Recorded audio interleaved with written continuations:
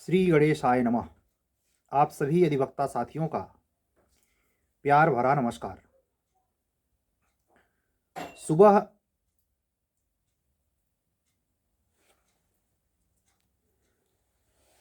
आप लोगों ने सुबह सुबह तमाम पेपर से खबर जान ली होगी कि उच्चतर न्यायिक सेवा नियमावली के संदर्भ में जो करीब 2 साल पहले प्रस्ताव सर्कुलेट हुआ था माननीय उच्चतम न्यायालय के सभागार से, उसको उत्तर प्रदेश सरकार ने, कैबिनेट ने मंजूरी प्रदान कर दी है। तिथि को देखते हुए ये भी संकेत स्पष्ट मिलता है कि 2023 के नियमावली के अंतर्गत जो आपका विज्ञापन आया हुआ है संक्षिप्त दिसंबर 2023 में, उस पर भी बहुत बारीकी से सावधानी पूर्वक माननीय उच्च न्यायालय की नज़र रही है। वो तमाम घटनाक्रमों से और तमाम स्थितियों से इसको रेगुलेट कराने के लिए प्रतिबद्ध हैं। उनकी अपनी संस्थागत बाध्यताएं हैं, लेकिन दूसरी पक्ष जो हम लोगों का है, छात्रों का है, अधिवक्ता बंधुओं और बहनों का है, वह ज़्यादा प्रताड़ित या ज़्यादा हलचल वाला है। उस समय भी हलचल वाला ये था। हाई कोर्ट की वह लाबी जो इस परीक्षा को ऑर्गेनाइज करती है और उसको एग्जीक्यूट करवाती है, उनके आपस के विचार तब भी मतैक की स्थिति में यही थे कि ये नियम लागू किया जाए कि प्रति अधिवक्ता जो जनरल कैटेगरी का है, वो पिछले 3 साल में, जिस साल विज्ञापन आ रहा है उसके पीछे के 3 साल में वो 30 केस, उसके स्वतंत्र 30 केस होने चाहिए। और अगर ओबीसी एससी कैटेगरी का है तो उसके पास निजी कहीं भी वो प्रैक्टिस कर रहा हो, उसके नाम एनरोल्ड स्वतंत्र रूप से, किसी सीनियर के अंडर नहीं, वकालतनामा लगा के नहीं, उसका अपना केस होना चाहिए, 24 केस होना चाहिए। लगभग अक्षरशः रत्ती भर बगैर परिवर्तन किए कैबिनेट ने इसे मंजूरी दे दी है। आप लोग सड़क छाप लोगों से जो कचहरी में घूम रहे हैं, हाई कोर्ट में भी घूम रहे हैं, आपके हर ग्रुप में होंगे जहां आप मेंबर होंगे एज ए ग्रुप मेंबर अधिवक्ता, और उच्चतर न्यायिक सेवा के संदर्भ में, उच्च न्यायिक सेवा के संदर्भ में आप आशा भरी दृष्टि से पिछले 2 साल से तैयारी कर रहे होंगे, इस शर्त के साथ भी कि आपका कोई केस हाई कोर्ट में नहीं है या जिला कचहरी में नहीं है, या जहां आप प्रैक्टिस करते हैं कोई आपके नाम से केस नहीं है, या है भी तो ये आंकड़ा छूता नहीं जो हाई कोर्ट रिकमेंड कर रहा है। हम यहां से बात आगे बढ़ाएं, हम थोड़ा सा स्पष्टता ये लाना चाहेंगे। आज की हमारी बातें थोड़ी लंबी हो सकती हैं, लेकिन 3 पहलुओं पर होंगी। पहली विधिक, दूसरी मनोवैज्ञानिक और तीसरी सड़क छाप। तो पहली पे हम बात करना शुरू कर चुके हैं, विधिक पर, उसके बाद मनोवैज्ञानिक पे आएंगे और लास्ट में सड़क छाप पे आएंगे। तीनों से आप 2-4 होंगे और 1-2 दिन नहीं होंगे। जो प्रबल संकेत हैं वो प्रबल संकेत इस बात के हैं कि जिस प्रकार से मध्य प्रदेश के बच्चों ने जूनियर डिवीजन के सुप्रीम कोर्ट तक लड़ाई लड़ी, जिस प्रकार से माननीय उच्च न्यायालय राजस्थान के बच्चों ने सुप्रीम कोर्ट तक लड़ाई लड़ी, जिस प्रकार से इलाहाबाद उच्च न्यायालय के वो अभ्यर्थी जो इंटरव्यू से बाहर हो गए थे और जिनको 2020 एचजेएस की वैकेंसी भी विसंगत पूर्ण भरी गई नजर आई थी और जिन्होंने याचिकाएं दायर की थीं, आप सबको पता है वो भी सुप्रीम कोर्ट तक गए थे। आप कमर कस लीजिए, एक सुगठित प्लान्ड वे में चीजें फाइनल हो चुकी हैं और उस फाइनल के विरुद्ध लठमार होली खेलने से नहीं होगा। ये वो संस्था नहीं है, एग्जीक्यूटिव बॉडी नहीं है जिसके खिलाफ जिंदाबाद मुर्दाबाद करके कुछ कर लेंगे और ग्रुप बना के कुछ कर लेंगे, नहीं। इसके लिए केवल विधिक और विधिक प्रक्रिया का अनुपालन जरूरी है। उसमें आप ये पॉइंट खोजने की कोशिश करें, आपका फंडामेंटल राइट किस स्तर पर लैकुना कर रहा है, डिस्टर्ब हो रहा है, क्वेस हो रहा है। चाहे अधिवक्ता बंधु हो या बहन, न्यूज आते ही घमासान मच गया है और ये 1-2 दिन नहीं रहने वाला है।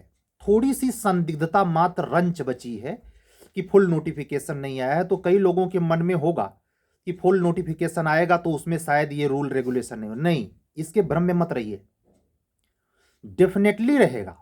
इसकी संभावना अकाट्य रूप से है। बाई चांस, जिसकी मुझे नहीं लगती, बाई चांस अगर ऐसा नहीं कर, मुझे पहली बात इसे बोलना नहीं आ रहा है, इसलिए मैं आपको बताऊं, आपको सुनकर आश्चर्य होगा। जब दिसंबर गुजर गया, सुनना ध्यान से, और फुल नोटिफिकेशन नहीं आया, हम जान गए कि कार्मिक मंत्रालय से लेकर न्याय विभाग के जो सेक्रेटरी हैं, चीफ मिनिस्टर ऑफिस में जो बैठते हैं, और हाई कोर्ट में क्या गुड़ पक रहा है। इसका कानो कान न किसी यूट्यूबर को फर्क है और न ही कोई इसमें इंटरेस्ट लेना चाहता था। हमसे जुड़े अन्य उच्चतर न्यायिक सेवा संस्था से गाइडेंस पा रहे तमाम हमारे अग्रज, अनुज, ऐसे तमाम अधिवक्ता साथी हैं जो ये काम करते हैं। हमारी अधिवक्ता बहनें भी ये काम कर रही हैं। उनसे जुड़े वो तमाम अधिवक्ता साथी, बंधुओं, बहन जो प्रीलिम्स की परीक्षा के कार्यक्रमों से इसलिए जुड़ गए क्योंकि इस बार जो प्री परीक्षा आयोजित होने वाली है भाई 83 सीट के अकॉर्डिंग है, चैलेंजिंग है, फलनवा ढिमका है, और उन्होंने पैसे पेमेंट करके ज्वाइन कर लिए। अब उनके साथ धर्म संकट ये है कि उनके पास केस तो है ही नहीं है। उनके भी संकट है जिन्होंने ज्वाइन करवाया है कि भाई इन बच्चों के साथ क्या हो, कौन सा न्याय हो।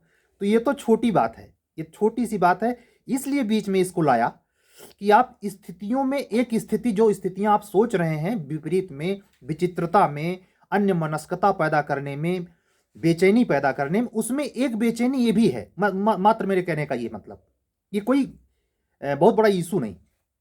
अब आइए विधिक पहलू पर बात करते हैं।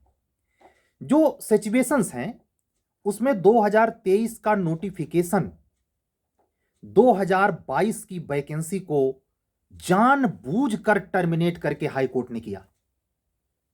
यह वैकेंसी 22 की है, 23 क्यों किया? अब हमारे वो साथी जो ओवर एज होने के चक्कर में लड़ाई लड़ने के आकांक्षी हैं या प्लान में हैं, उनको इन साथियों का साथ जरूर मिलेगा जिनके पास केस नहीं है। लिख के रख लें, मुझे तो किसी से इंटरेस्ट नहीं है। मैं साफ इसी मन से हाई कोर्ट का अधिवक्ता होते हुए, एचजेएस का कैंडिडेट होते हुए, ना मुझसे यह मतलब है कि यह रूल लागू हो, ना मुझसे यह मतलब है यह रूल ना लागू हो। मैं एडीजे की भी हालत जानता हूं, मुझे पूरा पता है कि जिला कचहरी में होता क्या है, मुझे यह भी पता है हाई कोर्ट में क्या होता है। कोई भी पद 77 बार कह चुका हूं, मानवीयता से बढ़कर है नहीं। आप मेरे चेहरे पर अपने ज्ञान चक्षु से, अंतः संकेंद्रण शक्ति से कोई ऐसा भाव पाएं तो मुझे कमेंट करके बताएं, सर थे तो आप भी बेचैन? बिल्कुल नहीं, बिल्कुल फर्क नहीं पड़ता, रूल लागू हो तो भी ना हां, लेकिन जिसको पड़ता है वो विधिक प्रक्रिया का इस्तेमाल करे, ग्रुप बाजी ना करें, ग्रुप में फटीचरों से कमेंट ना करें। फटीचरों से भरा है हाई कोर्ट की ये स्ट्रिक्ट पॉलिसी। उस संदर्भ में ठीक है जब इसका अक्यूरेट पालन कराया जाए, उस संदर्भ में नहीं ठीक है जिसका नियम कानून की धज्जियां उड़ जाएं। तो ये कुछ रूल कैसा है इस पर भी मैं विचार व्यक्त नहीं करने वाला। मेरी नजर में ये रूल कैसा है इस पर न्यायपालिका विचार करेगी और माननीय उच्चतम न्यायालय तक ये मैटर अवश्य जाएगा, इसमें कोई रोक ही नहीं सकता। क्योंकि जिस प्लान के तहत हाई कोर्ट में ये चीजें की जा रही हैं उसका मकसद जिन लोगों को एज ए एडिशनल डिस्ट्रिक्ट जज बनवाना है, उसमें अनायास अकारण, जैसे कहते ना कि चढ़ी जवानी मने न भाए, सीख डोले हंसी आए, ये कोर्ट साहबों की लाभी बहुत खुश है कि बड़ा अच्छा हुआ। अब तो सीधे आप लोग यहीं नोट करके लीजिए, मैं गिरी जी यहीं मौजूद हैं। 35% अब तक लगभग चयन होता था बार कोटे में, आपका चयन इस रूल के बाद 30% भी नहीं होगा, 10% भी नहीं होगा। मैं कोर्ट साहबों को डायरेक्ट कह रहा हूं, ये मुगालते में मत रहना कि बार कोटे के सिंपल अधिवक्ताओं की सीट को इस पॉलिसी, इस रूल से चेंज करके कोर्ट साहबों को मिलने वाली है। इस मुगालते में कतई रहना न रहना। वो जो लोग ये सब कर रहे हैं उनका सीधा मतलब है हमारा अपना, सीधा मतलब है हमारा अपना सिद्धांत चलेगा, आपका नहीं। वो बर्दाश्त की सीमा कई गुना क्रॉस हो जाती है जब एक एपीओ पहले के जज के सामने आकर के बहस करता है। ये बहस नहीं करता, सीनियर एडीजे बनता है। ये बर्दाश्त की सारी इंतहा है एक जुडिशियल ऑफिसर के लिए। ये मैं डायरेक्ट कह रहा हूं, आप लाइव सुन रहे हैं, लेकिन जीते सभी हैं, सावधान रहिए। तो आप तो इस प्रक्रिया में नहीं हिस्सा लेंगे क्योंकि आपको कोर्ट रोकेगी नहीं, आपके पास केस भी है, आप फार्म डालिए। लेकिन जो इस साल 7 साल का अनुभव किया हो और इसी साल एपीओ बना हो, उसके साथ पास केस ला ना हो अभी अभी जस्ट, तो उसके साथ ही वैकेंसी गई। मैं इस पर भी चर्चा करने वाला नहीं हूं क्योंकि विज्ञापन 83 का है, पेपर में 150 दुनियादारी खबर छपी है, उसके उस लफेबाजी में नहीं जाता।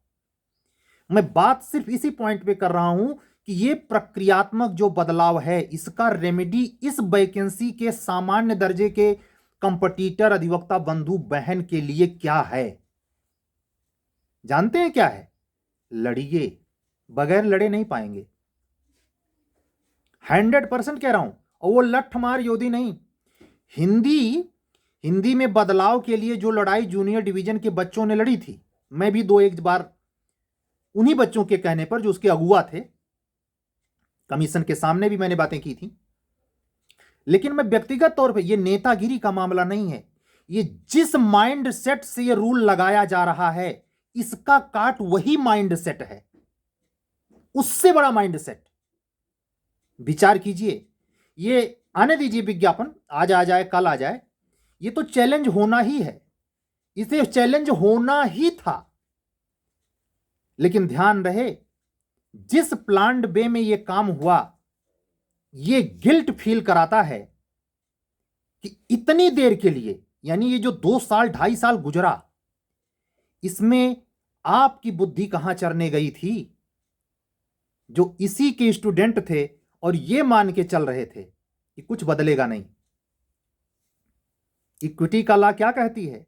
अगर अपने अधिकार के प्रति आप सतर्क नहीं हैं तो एक जगह परमात्मा गुंजाइश छोड़ दिया है। मैं हिंट कर दे रहा हूं, बाकी तमाम खरे, सिन्हा, सिंह, दुबे, चौबे, पाड़े, गिरी सिरी, समझ रहे हैं, तमाम लोग सलाह देंगे आपको, ऐसे करो, ऐसे आओ, रगड़ देते हैं हाई कोर्ट में, उल्टा टांग देते हैं फलनवा ढिमका। मैं उसके लप्पेबाजी में नहीं जाता।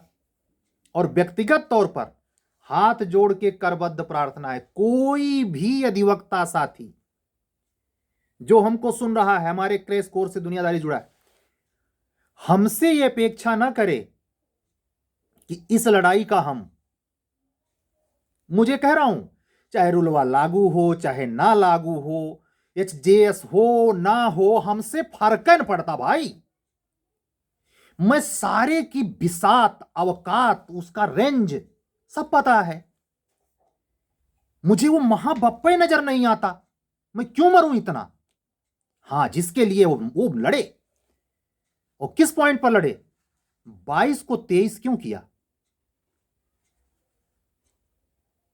आज की वीडियो पूरी मेरे बात को लेकर, अगर स्थिति फुल नोटिफिकेशन में पलट जाती है 0.00001%, क्योंकि हाई कोर्ट बुरे कसमकस में है, लेकिन महज 40 घंटे के लिए। आज हम लगभग 2:30-3:30 बजे बोल रहे हैं, 3 घंटे और बचा है, और कल का सैटरडे। इसके बाद ये अपने ही रूल से फंसेंगे क्या? 15 से फार्म भरवाने वाले हैं। या तो कल इनका फुल नोटिफिकेशन आएगा, लेकिन बदला हुआ संक्षिप्त नोटिफिकेशन भी जारी कर सकते हैं। और वो जो पॉइंट 1 की बात कर रहा हूं, अगर ये कुछ नहीं करते हैं तो किस बात की लड़ाई? ये फार्म भरिए, चलने दीजिए। हमारे सभी अधिवक्ता साथियों को हमारा जय सिया राम। हमको सुनने वाले सभी अधिवक्ता साथी इस बात के लिए हमेशा ध्यान रखें, ये चैनल सिर्फ मानवीय पहलुओं, विधिक पहलुओं और पठन पाठन के कार्य क्षेत्र में, चाहे जिस क्रम में, एपीओ जेएचजेएस से संबद्ध व्यक्तियों से चर्चा परिचर्चा करता है। इसका उद्देश्य न प्रचार बढ़ाना, न सब्सक्राइबर बढ़वाना, न इस चैनल पर अनाप शनाप कमेंट करके इसको प्रत्युत्तरित करने के लिए मजबूर करना। विधिक मर्यादाओं, उच्चतम माननीय उच्च न्यायालय के तत्वावधान में एक सिपाह सालार सिपाही की हैसियत से विधिक बातों को करने, लड़ने और उसके प्रति जवाबदेह बनाने के लिए मात्र है, इसके अतिरिक्त नहीं। मेरे द्वारा संचालित किया जा रहा एक ग्रुप विधि का, जिसमें 500 के एबव स्टूडेंट हैं, कान खोल कर सुन लें, उसमें की गई एक भी टिप्पणी जो माननीय उच्च न्यायालय के किसी रूल रेगुलेशन को किसी भी प्रकार व्यंग या टोंट से भरती है, मैं बख्सूंगा नहीं रिमूव करने से। ग्रुप मेरा है, मेरे हिसाब से चलेगा, अन्यथा वहां से खिसको, नहीं तो मैं रिमूव करूंगा। और यह भी बता दूं, इस संदर्भ में पूछताछ करने के लिए कि अब क्या होगा सर, अब क्या होगा सर, कुछ नहीं होगा सर। फुल नोटिफिकेशन का वेट कीजिए। अगर यह रूल लागू हो जाता है तो अपने हक के लिए लड़िए, और अगर नहीं लागू हो जाता है तो फॉर्म भरिए। मैं ये कदापि नहीं कह सकता, मेरी उम्मीद जो है न इधर की है न उधर की है, तो मैं किसी पहलू में, किसी पक्ष में, विपक्ष में खड़े नहीं हो सकता। हम स्वतंत्र हैं, हमारी राय, हमारे पास फोन आने लगे सुबह से, कुछ मैसेज भी आए। ज्यादातर मेरे बिहेवियर, मेरे एटीट्यूड को देख करके, सुन करके फोन नहीं करते, लेकिन फिर भी आए। मुझे लगा कि आपको स्थिति की वास्तविकता से अवगत करा दूं, क्या कर सकते हैं यह बता दूं, बस मात्र इतना उद्देश्य है। आप इस बेचैनी को कम से कम 48 घंटे तक, ज्यादा से ज्यादा, अगर आज 7 बजे तक आ गया ठीक है, नहीं कल तक वेट कर लीजिए। जो सूत्र दिया हूं उस पर काम करना, उन बच्चों का साथ देना जो ओवर एज होने वाले हैं, जो लड़ाई में हैं। नहीं तो तुम जानो, तुम्हारा काम जाने। और हां, अगर कोई बदलाव नहीं हुआ है तो इस बार वैकेंसी भरिए, क्या दिक्कत है। जय सिया राम। कल फिर मिलेंगे, रात में फिर मिलेंगे। तब तक के लिए सत्यमेव जयते।